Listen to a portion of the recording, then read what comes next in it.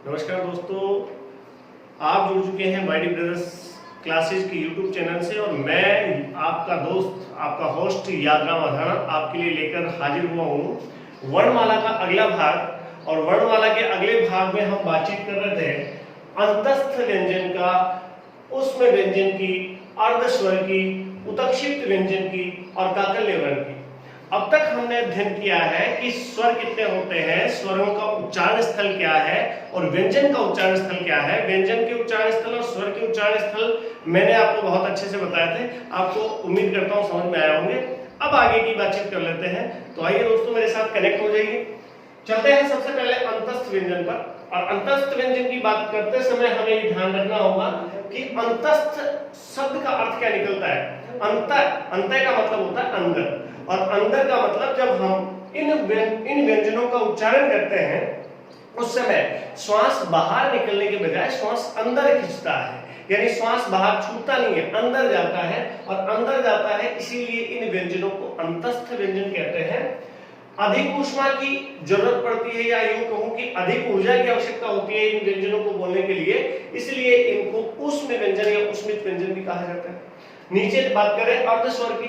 स्वर तो आपने देखे होंगे कि स्वरों की संख्या हिंदी में 11 होती है, लेकिन अर्धस्वर हिंदी में 2 होते हैं। तो ये बड़ा प्रश्न बनता है आपके लिए कि हिंदी में अर्धस्वर कौन कौन से हैं। एक प्रश्न ये हो सकता है। दूसरा प्रश्न पूछने का व्यू ये हो सकता है कि निम्न में से अर्धस्वर कौन से हैं। ठीक है, तो आपके सामने 2 अर्धस्वर दिए हुए हैं, यह और वह। इनके उदाहरण भी आप समझ लीजिएगा कि इनको अर्धस्वर क्यों कहते हैं, ये अर्धस्वर क्यों कहलाते हैं। मित्रों ध्यान दें इस बात पर, इनका मैं छोटा सा उदाहरण देता हूं। इनके लिए भी आपको एक छोटी छोटी बातें ध्यान में रखनी है, बाद में बात करेंगे, पहले इस पर आता है। अर्धस्वर इनको इसलिए कहते हैं जिस भी आधे अक्षर के बाद, जिस भी आधे वर्ण के बाद इनका प्रयोग होता है तो उससे पहले हमें स्वर के उच्चारण की आवश्यकता नहीं होती। ठीक है, ये बहुत कॉमन बात है। जिस प्रकार से मैं बात करूं, देखिएगा जरा, मैंने कहा स्कूल, एक शब्द लिख दिया स्कूल, इसको उच्चारित कैसे करेंगे जी, स्कूल उच्चारित करना पड़ेगा ना, इसको स्कूल उच्चारित करेंगे। ये तो एक अलग शब्द हुआ, एक दूसरा वैसा ही शब्द और लिख रहा हूं, ये स्वर। ये अगर स्कूल है तो ये भी फिर स्वर होना चाहिए ना, होना चाहिए, लेकिन नहीं हो रहा है। क्यों नहीं हो रहा है, कारण आप जान चुके होंगे, क्योंकि इसके आगे कौन है, अर्धस्वर है। अर्धस्वर है, और अर्धस्वर होने के कारण ही इसके साथ हमें स्वर के उच्चारण की आवश्यकता नहीं है। इसी प्रकार से मैं दूसरा आपको बता देता हूं, जैसे मान लीजिए स्याही, स्याही, लेकिन एक शब्द और ले देता हूं, स्थान। इसका उच्चारण क्या करते हैं, स्थान। ई का उच्चारण करना पड़ रहा है हमें पहले, हमें ई का उच्चारण इसलिए करना पड़ रहा है क्योंकि स अर्धाक्षर है, और स अर्धाक्षर के बाद में ये नहीं है, वह नहीं है, कोई अन्य अक्षर है, और अन्य अक्षर क्या है, तो इसके लिए हमें यहाँ पर किसका उच्चारण करना पड़ेगा, ई का उच्चारण करना पड़ेगा। हम इसको स्थान नहीं कह सकते, स्थान कहेंगे। लेकिन यहाँ पर देखिए आप, ये है और ये होने के कारण इसको ईशाई नहीं कहेंगे, स्याही कहेंगे।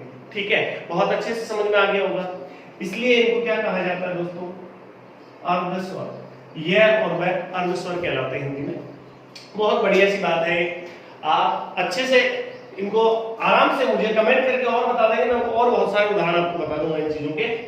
आगे चलते हैं, इनकी बातचीत कर रहा था। सवाल पूछा जा सकता है कि अंतस्थ वर्णों की या अंतस्थ व्यंजनों की संख्या कितनी होती है। आपके सामने सीधा ये 1 2 3 4 4 होती है सब। ठीक है, आपको पूछा जा सकता है उष्मित व्यंजन या उष्म व्यंजन कितने होते हैं, 1 2 3 4, वही 4। ठीक है, तो ये भी सीधा सवाल आपके सामने हो सकता है। पीएसआई पुलिस एसआई में ऐसा ही एक सवाल आया था, जो आपको पूछा गया था कि निम्न में से लघु स्वर कितने होते हैं, तो सीधा सीधा ऑप्शन में पड़ा हुआ था 4। बहुत सारे बच्चे सोच रहे थे कि लघु स्वर क्या हो गया है, ये ऋश्व स्वर क्या होता है। ये एक ही के नाम है दोस्तों, लघु स्वर, ऋश्व स्वर कह दो, चाहे आप उसको लघु स्वर कह सकते हो, ऋश्व स्वर कह सकते हो। ठीक है, आगे बातचीत करते हैं उत्क्षिप्त व्यंजन की। और उत्क्षिप्त व्यंजन की बातचीत करते समय हमें इस शब्द पर जाना पड़ेगा कि उत्क्षिप्त का अर्थ आखिर क्या होता है। उत्क्षिप्त का मतलब होता है उत यानी उठना, क्षिप्त यानी गिरना। उत यानी उठना, क्षिप्त यानी गिरना। और ये व्यंजन ऐसे हैं जिनके उच्चारण में हमें एक बार जिह्वा को उठाना पड़ता है, एक बार वापस नीचे जाती है जिह्वा, इसलिए इनको उत्तक्षिप्त कहते हैं। इनको अंग्रेजी में कहते हैं स्नेक फूड सिस्टम। जिस प्रकार से सांप का फन एक बार उठता है फिर नीचे गिरता है, इसलिए इनको उत्तक्षिप्त कहते हैं। अंग्रेजी में इसे कहते हैं स्नेक फूड सिस्टम। ठीक है, तो देखिएगा कैसे ड़, बोलिए उच्चारण करिए आप एक बार। ड़ का उच्चारण करेंगे, एक बार जिह्वा हमारी तालू को टच करेगी, उसके बाद में नीचे आएगी, इसलिए हम इनको उत्तक्षिप्त व्यंजन बोलते हैं। ठीक है, इनका दूसरा नाम भी है दोस्तों, इनको द्विगुण व्यंजन भी कहते हैं। द्विगुण व्यंजन, और द्विगुण व्यंजन कहने के पीछे लॉजिक ये है क्योंकि ये व्यंजन दो दो गुण वाले व्यंजन हैं। इनके दो गुण हैं, दो प्रकार से ये काम में आते हैं। मैंने आप देख पा रहे होंगे कि मैंने दो दो लिखे हैं, एक ढ नुक्ता चिन्ह सहित लिखा है, एक ढ बिना नुक्ता चिन्ह के लिखा है, एक ढ नुक्ता चिन्ह सहित लिखा है, एक बिना नुक्ता चिन्ह। तो आपके जहन में एक सवाल आया होगा कि सर ये दो प्रकार से कैसे काम में आ सकते हैं, उस पर भी हम डिस्कस करते हैं। आइए एक बार देखिए, आपने लिखा हुआ देखा होगा, बहुत सारी जगह देखा होगा, लड़ाई हम ऐसे लिखते हैं, बिल्कुल ऐसे लिखते हैं साहब, लड़ाई ऐसे लिखते हैं। हम पढ़ाई ऐसे लिखते हैं, पढ़ाई ऐसे लिखते हैं, ऐसे लिखते हैं। हमने लड़का ऐसे लिखा हुआ देखा होगा, लड़का। ठीक है, लकड़ी ऐसे लिखा हुआ देखा होगा हमने, लकड़ी ऐसे लिखी हुई देखी होगी आपने। ठीक है, ऐसा ही होता है। लेकिन आपने देखा होगा डमरू ऐसे लिखा जाता है, डमरू, ढोलक, डफ। सर ये सही है क्या? बिल्कुल सही है। ये सही है क्या? ये सारे सही हैं। ये सही है क्या सर? बिल्कुल शुद्ध रूप है ये। आप इस बात पर गौर करेंगे कि ये नुक्ता चिन्ह क्यों आया यहाँ पर, ये परिभाषाएं खुद निकाल लीजिए दोस्तों। नुक्ता चिन्ह, अच्छा ये जो बिंदी देखते हैं ना नीचे, आप अक्सर के नीचे बिंदी देखते हैं, इसको नुक्ता चिन्ह कहते हैं हिंदी में। ठीक है, आप एक बात कॉमन इनमें देख पा रहे होंगे, जब भी ये ड और ढ किसी शब्द के मध्य या अंत में आते हैं, या तो मध्य में आ रहे हैं या अंत में आ रहे हैं, मध्य या अंत में आते हैं तो इनके नीचे नुक्ता चिन्ह का प्रयोग होता है, प्रयोगित करना ही पड़ता है। अगर हमने इनके नीचे नुक्ता चिन्ह प्रयोगित नहीं किया तो शब्द अशुद्ध माना जाएगा। ठीक है, व्याकरणिक दृष्टि से शब्द बिल्कुल अशुद्ध माना जाएगा। अगर ये अक्षर किसी भी शब्द के प्रारंभ में आ रहा है, या इस अक्षर से या इस व्यंजन से किसी शब्द का प्रारंभ हो रहा है, तो उसके नीचे हम नुक्ता चिन्ह का प्रयोग नहीं करते। अगर इसके नीचे मैं नुक्ता चिन्ह का प्रयोग कर दूंगा तो ये डमरू नहीं अडमरू हो जाएगा। ठीक है, समझ पा रहे होंगे आप आसानी से। ये ढोलक नहीं अढोलक हो जाएगा। ठीक है, तो इनके नीचे नुक्ता चिन्ह का प्रयोग नहीं कर सकते, ये बिल्कुल शुद्ध रूप है। ठीक है, दो प्रकार से काम में आ रहे हैं, एक तो बिना नुक्ता चिन्ह के, एक नुक्ता चिन्ह के सहित। ठीक है, इसलिए इनको हम क्या कहते हैं? द्विगुण व्यंजन भी कहते हैं। ठीक, कोई दिक्कत नहीं है, क्लियर है। आगे बढ़ते हैं, और आगे बढ़ते हुए हमारे सामने एक बहुत अच्छा व्यंजन है जो हिंदी में अपने आप में ब्रह्माक्षर कहलाता है। ब्रह्माक्षर, इसको ब्रह्माक्षर कहते हैं। इसका आपने बहुत बार उच्चारण करते हुए देखा होगा, योगी इसका ही प्रयोग करते हैं जब योग करते हैं। हठ योग इसी से संभव है का उच्चारण करेंगे तो आपकी नाभि बिना हिले नहीं रह सकती। आपकी नाभि यहां से आपको प्रेशर लगाना पड़ेगा, तभी जाकर के आप है का उच्चारण कर सकते हैं। इसलिए है को दोस्तों क्या कहते हैं? काकल्य वर्ग है। आप जब है का उच्चारण करते हैं तो ये आपके जो कंठ में एक छोटा सा ब्लेडर टाइप का एक होता है, जो अंग होता है, वो आपका पीछे जाएगा। ठीक है, इसको है बोलेंगे तो अंदर जाएगा, वो ब्लेडर हट जाएगा। इसलिए मैं बता देता हूं आपको, खाना खाते समय आपको है का, शे का, ये रे का उच्चारण कतई नहीं करना चाहिए, क्योंकि इनके उच्चारण करते समय हमारे श्वास बाहर जाने के बजाय अंदर जाती है, और अंदर जाती है तो हमारे श्वास नलिका में भोजन के कण जा सकते हैं।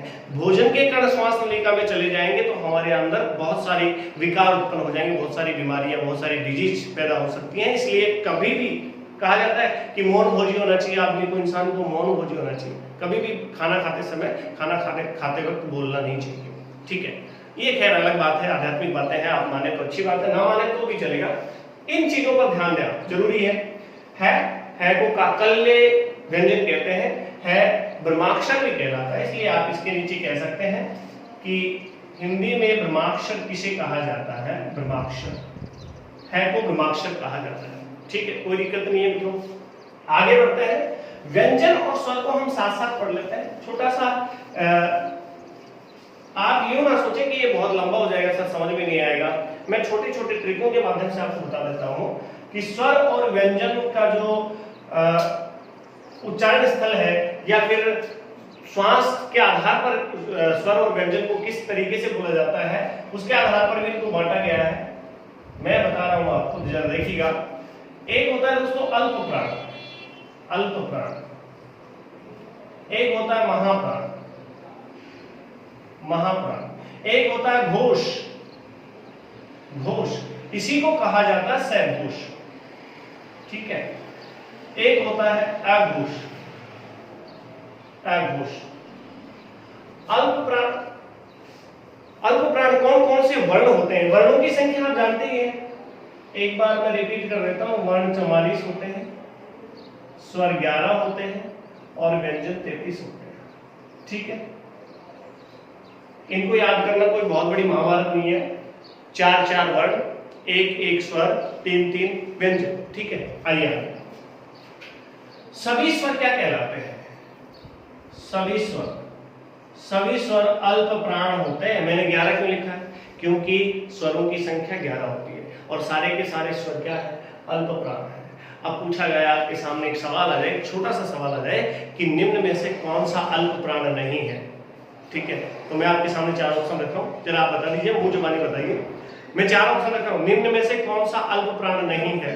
ई, उ, री और ये। तो आप क्या बताएंगे? ये। ठीक है, इस प्रकार से आपको बताना पड़ेगा। से, माफी चाहता हूं, से अल्प प्राण नहीं है, महाप्राण है। ठीक है, आगे चलते हैं। सभी के सभी 11 स्वर अल्प प्राण होते हैं। और बच्चों 1, 3, 5 किसी भी वर्ग का, व्यंजनों की बात कर रहा हूं, व्यंजन में वर्ग का, ये जरा समझना, वर्ग का पहला, तीसरा व पांचवा वर्ण क्या होता है? अल्प प्राण। 135 याद रख लीजिएगा। वर्ग का पहला, तीसरा और पांचवा व्यंजन क्या कहलाता है? अल्प प्राण। क्यों भाई अल्प प्राण क्यों? इनके उच्चारण में वायु प्राण जो है वो बहुत कम प्रयोगित करनी पड़ती है, इसलिए इनको अल्प प्राण कहते हैं। एक बात और ध्यान देंगे आप, पहला, तीसरा, पांचवा प्रैक्टिकली करके देखिए आप। वर्ग यानी कै वर्ग, वर्ग यानी च वर्ग। अब कै वर्ग का पहला, तीसरा, पांचवा कौन सा है? पहला तो कै हो गया, तीसरा गे हो गया और पांचवा अंगे हो गया। तो ये पहला, तीसरा, पांचवा ये क्या है? अल्प प्राण है कि महाप्राण है? अल्प प्राण है। ठीक है, इसमें च हो गया, ज हो गया और ये हो गया। ये क्या है? अल्प प्राण है कि महाप्राण है? अल्प प्राण है। सर फिर महाप्राण कौन से हैं? जो बच गए वो महाप्राण है, जो बच गए वो क्या है? महाप्राण है। यानी वर्ग का, स्वर तो सारे अल्प प्राण है, वर्ग का दूसरा और चौथा वर्ग क्या कहलाता है? महाप्राण कहलाता है। दूसरा यानी ख, चौथा यानी घ, ये क्या है? महाप्राण है।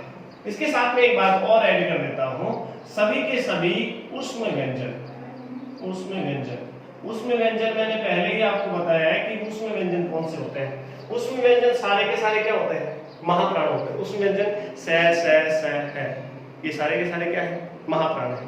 और अंतस्थ व्यंजन, इस ऊपर वाले के साथ में ऐड करेंगे अंतस्थ व्यंजन, अंतस्थ व्यंजन। अंतस्थ व्यंजन सभी के सभी क्या होते हैं? अल्प प्राण होते हैं, जैसे य, र, ल, ये सब क्या होते हैं? अल्प प्राण होते हैं। ठीक है, आगे बढ़ते हैं। घोष और घोष की बातचीत कर लेते हैं। जस्ट ऐसा ही है, अल्प प्राण और महाप्राण जैसा। अल्प प्राण 135 याद रखना, बाकी के बच गए वो सारे के सारे क्या है? महाप्राण है। 135 सभी स्वर और अंतस्थ अल्प प्राण, बाकी सभी महाप्राण है। आइए घोष और अघोष की बात कर लेते हैं। घोष को ही सघोष कहते हैं दोस्तों, घोष को ही सघोष कहते हैं। साथ ही आपको ध्यान रखना है कि सभी के सभी स्वर, अरे वाह सर, एक साथ निपटा रहा, हाँ बिल्कुल एक साथ निपटा रहा। सभी के सभी स्वर घोष होते हैं, क्लियर है? सभी के सभी स्वर क्या होते हैं? घोष होते हैं। क्लियर?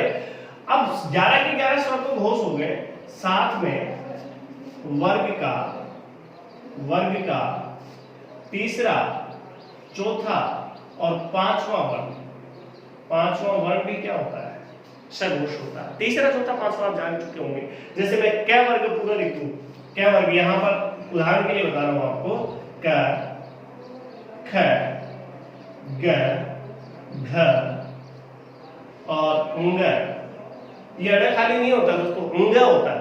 ठीक है, ध्यान रखिएगा इस बात का। तो क, ख, ग, घ, ङ। अब इसका तीसरा, चौथा और पांचवा वर्ण ढूंढना है। तीसरा, चौथा और पांचवा, ये सब क्या है? घोष है। क्या घोष है? घोष है। ठीक है, ये सभी के सभी क्या है? ग, घ, ङ घोष वर्ण है, जबकि ख और क अघोष वर्ण है। सभी स्वर वर्ग का तीसरा, चौथा और पांचवा, साथ में अंतस्थ व्यंजन क्या होते हैं दोस्तों? घोष वर्ण है। क्लियर है? आगे बढ़ते हैं। इसके साथ में है भी आता है दोस्तों, है भी आता है, अंतस्थ के साथ में है भी आता है। ये ऊष्म व्यंजन है, लेकिन है प्लस कर दीजिएगा, है भी आता है। ये भी घोष होता है, अघोष नहीं होता है, घोष होता है। अब अघोष में कौन बच गए? अघोष में वर्ग का प्रथम व द्वितीय वर्ण और साथ में ऊष्म